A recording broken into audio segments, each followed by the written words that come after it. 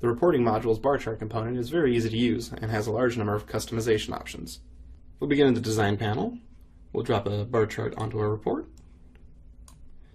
And the first thing we need to do is set the data key. So we'll take a look in our key browser. I have this bar chart data under data sources. I'll just drag and drop it down to the data key. I'm going to do this one more time because I want to show you a very important property on the bar chart. That property being this extract order. I'm going to set the second chart to extract by column. Let's head over to the data panel to get an idea of what our data looks like.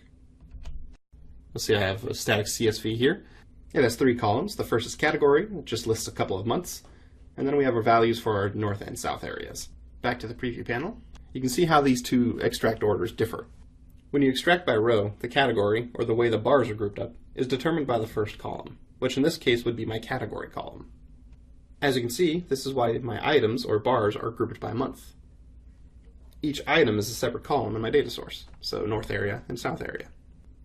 When the extract order is set to column, my items are grouped by the second and third column, where each item is determined by that first column. Now if your data is on its side, where the column names are the categories, then you'll want to set the extract property to column. Now let's take a look at some of the other properties on a bar chart. We'll head back to the design panel. I'll select my top bar chart.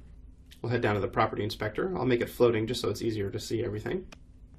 In the configure tab, aside from extract order, you can make your bars 3D bars. You can turn the chart into a Pareto chart. We'll look at some of the properties on that later.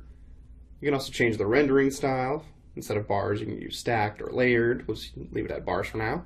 You can change the segment colors, or you can add additional segments. So if you have a lot of bars on your chart. There's also the scripting event down here that allows you to make any sort of modifications to the chart before it's rendered. Next, we'll take a look at the Properties tab. You'll see there are even more properties for us to tweak. We can change the category margin, which is the space between each category. So if we change this to 0.5, you'll see that the items did resize. They're a little bit skinnier now, but that's to make more room between each category.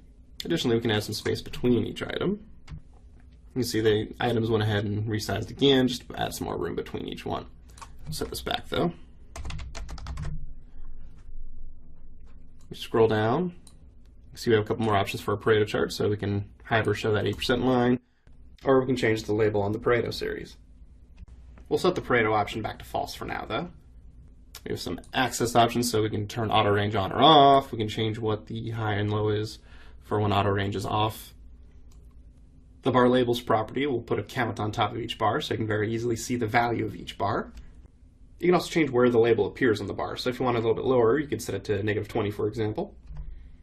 And below the label options, you'll see basic properties, so height, visible, width of the chart, and so on. So as you can see, there are many different properties on the bar chart that greatly impact how the data is presented.